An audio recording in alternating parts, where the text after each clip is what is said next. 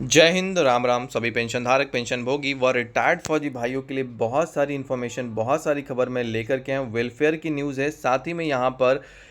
बहुत सारी जो खबरें हैं जॉब से रिलेटेड, 8वां वेतन आयोग यहाँ पर, और साथ ही में हमारा 18 महीने का डीए डीआर, इन सब के ऊपर आज हम इस मुद्दे पे बात करेंगे। बहुत सारी न्यूज़ निकल के आई है। चैनल पे अगर आप नए हैं, चैनल को सब्सक्राइब करें, घंटी को दबा लें ताकि आपको जितनी भी अपडेट है आर्मी वेलफेयर की वो मिलते रहे। चलिए न्यूज़ की ओर बढ़ते, सब कुछ बारीकी से समझते हैं।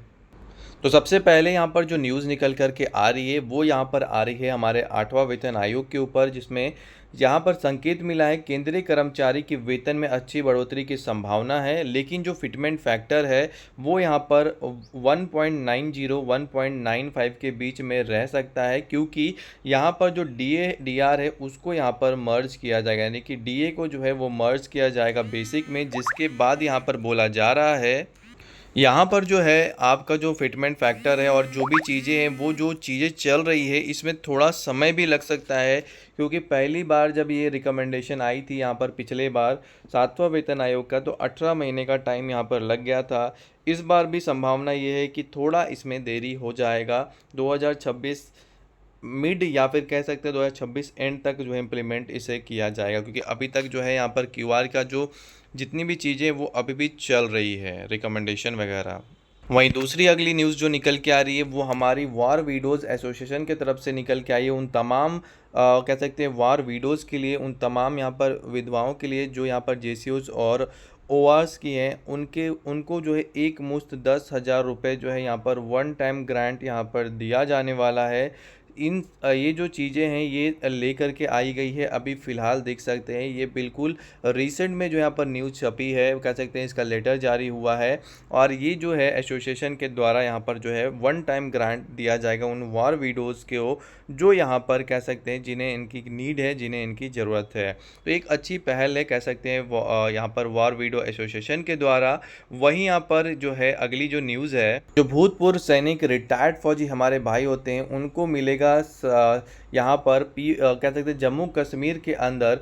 सुरक्षा संभालने का मौका, यानी कि जो सुरक्षा की कमान है वो भूतपूर्व सैनिकों को दी जाएगी, चाहे वो आर्म जो है वो रखते हो निजी आर्म्ड, या फिर वो जो है जिनके पास आर्म नहीं है उनको भी यहाँ पर लिया जाएगा। लगभग 4,000 ऐसे भूतपूर्व सैनिक है जिनके पास यहाँ पर हथियार है या फिर नहीं है, उनको यहाँ पर शामिल किया जाने वाला है सुरक्षा के लिए। चाहे वो यहाँ पर कह सकते हैं जो अलग अलग चीज़ें हैं उसमें यहाँ पर रखा जाएगा ड्यूटी के लिए, और इनकी जो ड्यूटी होगी वो नॉन कॉम्बैट के रूप में, यानी कि गैर सैनिक के रूप में जो है भूमिका इनकी रहेगी। वहीं एक और बड़ी अच्छी खबर है यहाँ पर देखिए, 7 मई को जो है ईसीएचएस के हवाले से एक लेटर जारी हुआ, जिसमें बोला गया ईसीएचएस से जुड़ी अगर किसी भी भूतपूर्व सैनिक ने शिकायत की है तो उसका समाधान उनको 30 दिनों के भीतर करना होगा। ऐसा नहीं है कि उनका जो समाधान है वो लंबे समय तक लटकाया जाए। अगर 30 दिन से ऊपर होता है तो ईसीएचएस के जो हायर अथॉरिटी है वो यहाँ पर इसका संज्ञान लेंगे कि क्यों 30 दिनों के भीतर इसका जो ग्रीवांसेस है उसको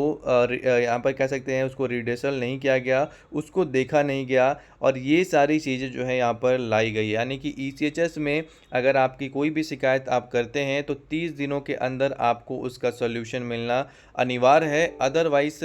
आपने जो कंप्लेन किया है, जो वहाँ के कह सकते हैं जिस जो उनके बिहाफ में है, उनके ऊपर जो है यहाँ पर रिव्यू मीटिंग लिया जाएगा और ये पूछा जाएगा कि क्यों ये पेंडेंसी जो है वो जो टैट दिया गया उससे ऊपर जा रही है। तो एक अच्छी खबर, एक अच्छी जानकारी यहाँ पर निकल कर के आई है।